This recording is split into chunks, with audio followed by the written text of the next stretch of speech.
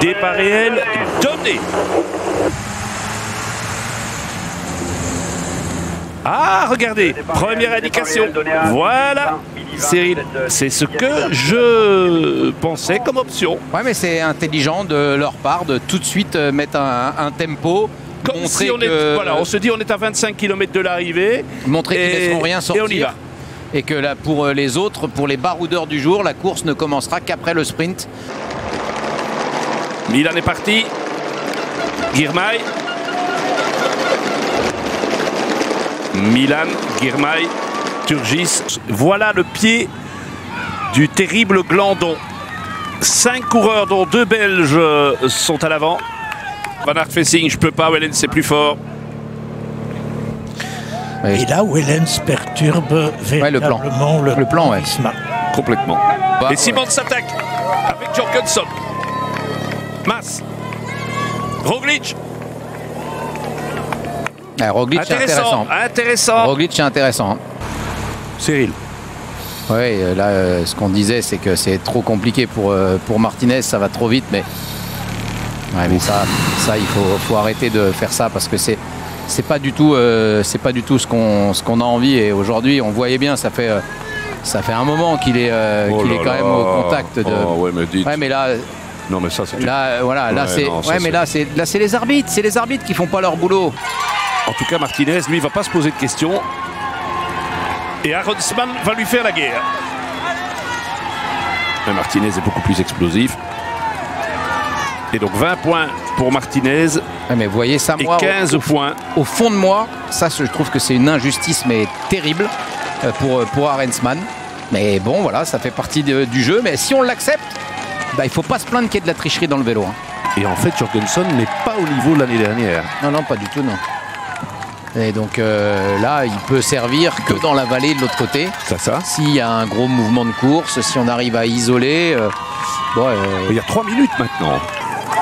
Et Van Aert prend les devants. Attention, premier changement maintenant de physionomie. Attention, Van Aert met en route. Voilà, c'est fini pour Van Aert et c'est Benoît qui passe. Et quand il se gare, Van Aert, là il se gare vraiment. Hein. Plan A, mettre un bon coureur devant. C'est fait. Plan 2, mener un tempo le plus soutenu possible. Benoît qui a fini le boulot. C'est terminé pour Kampenhardt. Et maintenant, c'est au tour de Simon Yates avec Kuss. Ils ne sont plus qu'à 3. Lipovic doit faire l'effort sans avoir eu de démarrage. Hein. Donc Kuss, Vingegaard, Pogačar, on est à plus de... ils sont à 5 km et demi, oui. Ouais, sachant qu'on récupère potentiellement un Jorgenson dans la descente. Hein. Et Lipovic, limite. Et je crois pas que ça va être possible. Et de garder... Et attaque de Vingegaard dans la roue de Kuss maintenant. Première attaque à 4 km 700 du sommet. Ouais, ça veut dire que là, on est quand même loin de l'arrivée. Hein. Et évidemment, Lipovic saute. Mais voilà le premier démarrage de Vingegaard, comme il l'avait fait. Et c'est le même démarrage que... Ouais, ça dure un moment pour l'instant. Oui. C'est pas attaquer et puis se relever après 100 mètres. Hein. C'est comme il l'avait fait dans le Mont Ventoux. Il se retourne. C'est pour récupérer Jorgenson hein, maintenant. Voilà, et on voit arriver les deux fusées, les deux ovnis. Appelez-les comme vous voulez, les deux extraterrestres. Hop, il va lui faire. Et là, vous êtes à côté, vous vous dites, mais on fait pas le même sport. Je récupère un petit peu dans la roue de Jorgenson. Je me mets dans la roue. Jorgenson doit. C'est difficile pour Jorgenson de retrouver quand même un rythme. Hein. Ouais, il faut qu'il ait gardé un peu de fraîcheur, hein, parce que là, allez, c'est 4 km. Et 4 km en montagne, c'est long. Hein. Vingegaard pourra encore avoir un maillot. Est-ce qu'il va passer devant Jorgenson? Vingegaard, oui. Ouais, oui. Et Vingegaard, il le fait. Alors, et Vingegaard, il a fait le calcul, il lui a dit il faut que je fasse 2. Oui, ça fait 65 pour Vingegaard. Et ça, il a fait une belle montée. Hein. 75 pour Pogačar, mais ça veut donc dire que Martinez est toujours leader. Hein, avec 80 points. Hein. On arrive dans cette partie roulante, usante. On a un groupe à 6 minutes 10. Derrière le groupe Vauclin avec Kampenhardt, Illy. O'Connor, intelligent, c'est intelligent O'Connor et Rubio. Bien vu messieurs, bien vu. Et ça va obliger Jorgenson à travailler, à rouler. Alors que s'il était... C'est comme ça, la situation elle est comme ça. s'il est devant, on doit continuer de le suivre. Alors là, par contre, on laisse partir Jorgensen maintenant. Et Lipovic vient d'attaquer dans le groupe maillot jaune, qui est déjà une 33. Lipovic s'attaque, Roglic ne bouge pas, les autres se regardent. Est-ce qu'il ne peut pas essayer de gagner l'étape? Là, à mon avis, c'est possible. Mais... Ben non, mais je pose la question naïvement. Si, tout est, ça reste un très bon grimpeur, donc on peut toujours envisager, mais il y a quand même déjà une minute à refaire. Sur base du tour, le problème, il est derrière. Normalement, sur base de ce qu'on a vu, il doit toujours reprendre une minute aux 3 gars qui sont devant. Là, regardez, ça y est, tout rentre. Après, voilà, ça, c'est la course. Hein. Ouais. Mais tout le travail qu'on a fait pour isoler là chez Visma, il n'a pas servi dans la zone où il aurait dû servir. Rien du tout, non. Parce que finalement, on a envoyé Jorgensen devant. Donc peut-être qu'on a abdiqué. Eh bien, Only, il n'en a absolument rien à cirer de ceux qui sont ici. Hein. Lui, il a encore envie de revenir sur Lipovic. Et Jorgensen lâche. Voilà. Jorgensen lâche. Mais maintenant, est-ce que c'est voulu ou est-ce qu'on veut un homme en plus? Moi, je crois quand même qu'il a beaucoup donné aujourd'hui. Ouais. Là, en termes de... Si c'est ça, on le fait rouler dans la vallée et on va dans un match 1 contre 1 dans le dernier col. C'est la dernière partie du plan qui vous laisse perplexe là, je tous les deux. Regardez, là. Et là, il va dire à la radio, ok, je peux pas, je décroche. Jorgensen qui ne peut plus rester dans la roue de Lipovic. Donc, situation de course, O'Connor et Rubio. Et à 1,37, Lipovic. Et O'Connor attaque. Il a déposé Rubio à 15 km 800. Est-ce que O'Connor s'en va vers un succès, comme vous l'avez dit Cyril Saugrain il y a quelques instants, 4 ans après, presque pas très loin d'où il s'était imposé à Tignes. Petit regard de Yates. Est-ce que je peux encore faire quelque chose?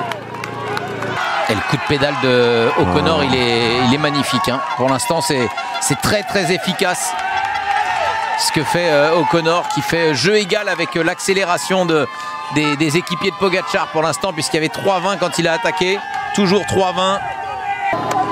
Narvaez, Adam Yates, Pogačar, Vingegaard, Kuss, Only, Gall, Johannesen et Roglic. Voilà ce qu'il reste dans le groupe maillot jaune, qui ne reprend rien, absolument rien, O'Connor. Allez, Yates qui passe à l'action maintenant. Ouais. Donc il reste Yates et Kuss est toujours là, mais Narvaez a fini le travail. Et Lipovic a décroché. Lipovic a décroché. Ouais, bien vu Cyril, et vous l'aviez pressenti, hein. Vous l'aviez pressenti. Et Only est toujours là. Donc on a dans la roue de Yates le premier, le deuxième, le quatrième et le cinquième du général. La mauvaise opération, elle est pour Lipovic, qui espérait faire la bonne. Et forcément, on a des coureurs qui attaquent de Vingegaard.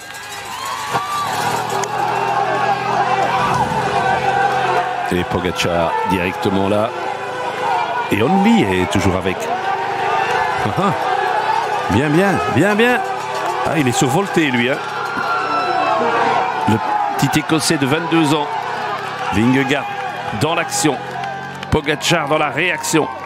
Only dans la résistance. Voilà. Quel champion.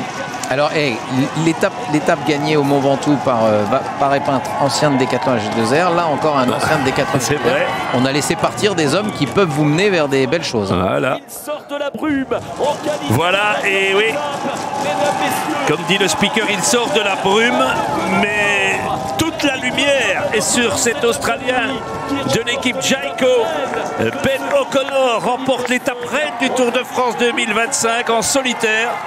Et Rubio, il s'arrache pour aller chercher cette deuxième place, mais on est encore à 400 mètres de la ligne.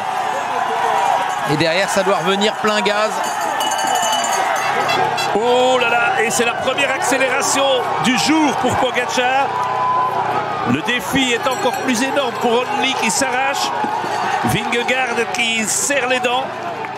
Et il explose. Voilà. Les quelques mètres. Il peut pas. 3. Et voilà. Bon, il est plus fort, il n'y a pas photo. Là où on pensait qu'il pourrait être un petit peu moins bien dans le final. Oh, et Rubio qui se fait voler sa deuxième place. passe. Ah ouais. Il est quand même sur un autre monde. Il a quelque chose en plus que les autres. Quoi on le cherche encore, mais chapeau, monsieur. Voilà. Et sauf abandon, qu'on ne souhaite jamais. Il a gagné le tour. Vingegaard, 3e, Only 4e et Only qui fait une opération, attention, très intéressante, top à 1,59. Et Rubio. Faut qu'il arrive avant 4 minutes, avant 4 minutes 2. Il arrive. Il va conserver son maillot pour 30 secondes à peu près. 25-30 secondes. Top.